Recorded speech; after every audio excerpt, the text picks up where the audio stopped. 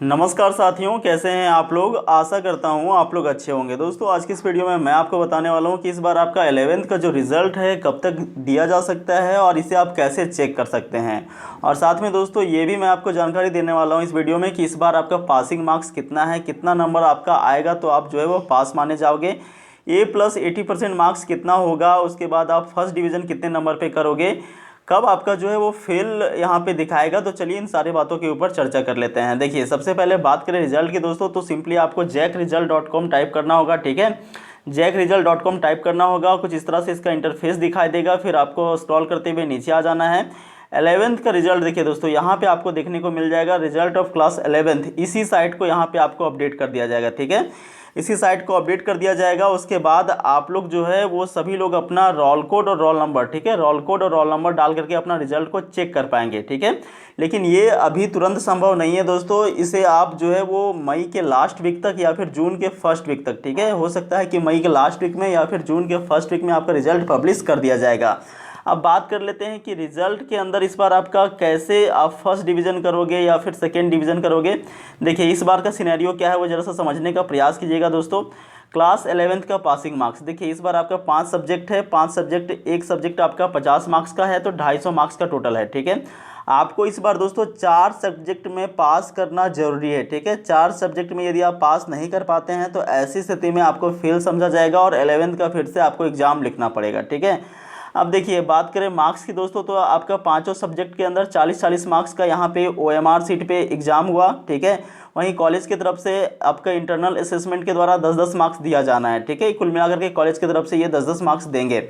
अब देखिए 40 + 10 कितना हो गया, 50, सारे में 50-50 हो गया। अभी 50 में से आपको 33% मार्क्स यानी कि 17 नंबर जो है वो लाना है। ठीक है, अब देखिए मैंने आपको पहले ही क्लियर किया है कि 4 सब्जेक्ट के अंदर आपको पास करना जरूरी है दोस्तों। तो एक सब्जेक्ट में 17 नंबर, तो 4 सब्जेक्ट में कितना, 17 चौक 68 नंबर। ठीक है, तो कम से कम आपको जो है वो 68 नंबर जो है वो लाना काफ़ी महत्वपूर्ण हो जाता है। यदि आपका 68 नंबर से कम आता है तो आप फेल समझे जाओगे।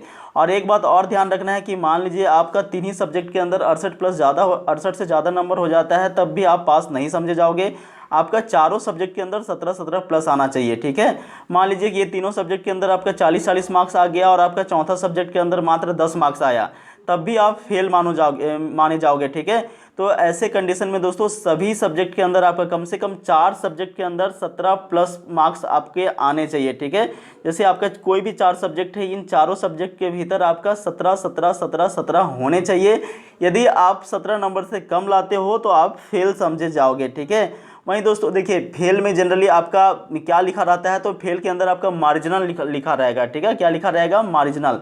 या फिर यदि आप पास रहते हो तो फिर वो आपका सिंपली पास लिखा रहेगा। ठीक है, जैसे कि आप 11th के एग्जाम में जो आपका रिजल्ट सीट आएगा दोस्तों, उसमें सिंपली आपका पास लिखा रहेगा, या फिर दूसरा केस है कि मार्जिनल लिखा रहेगा। ठीक है, मार्जिनल के अंदर MARIGINAL लिखा रहेगा, तो ये मार्जिनल लिखा रहेगा। इसका मतलब है कि आप फेल हो, आपको फिर से एग्जाम लिखना पड़ेगा। ठीक है, तो ये स्थिति तभी आ पाएगी दोस्तों जब आपका 4 सब्जेक्ट में से किसी एक सब्जेक्ट के अंदर 17 नंबर से कम मार्क्स आया हो। ठीक है, तो कम से कम आपको पास होने के लिए 68 नंबर चाहिए और कम से कम 4 सब्जेक्ट में आपका 17 मार्क्स होने चाहिए। ठीक है, अब देखिए बात करें A+ नंबर का यानी कि 80% प्लस नंबर का, तो भाई देखिए पास 11th के अंदर आपका कोई फर्स्ट डिवीज़न, कोई सेकेंड डिवीज़न, कोई थर्ड डिवीज़न होता नहीं है।